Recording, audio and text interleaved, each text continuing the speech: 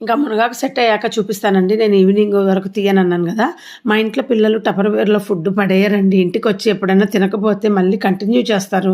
మా ఆయన కూడా అంతే బావుంది తింటానంటారు. బట్ నేనే తిననివ్వననమాట. అంటే సమ్మర్ సీజన్ కదా! వింటర్‌లో తినొచ్చు. సమ్మర్ సీజన్‌లో నేను ఇష్టపడను. టపర్‌వేర్ తప్ప మా పిల్లలు వేరే దేంట్లో తినరండి. టపర్‌వేర్‌ను కామెంట్ చేసే వాళ్ళకి చెప్తున్నా. నా వీడియోస్‌లో టపర్‌వేర్ గురించి చెప్తా ఉంటారు ఎప్పుడు కూడా. అంటే టపర్‌వేర్ వాడకూడదు అనేసి.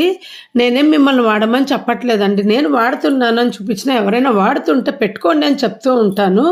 సో, బజార్‌లో దొరికే ప్లాస్టిక్ కంటే టపర్‌వేర్ 100% బెటర్ అండి. ఇది కూడా ప్లాస్టిక్ అని మీ అవగాహన ఉండొచ్చు.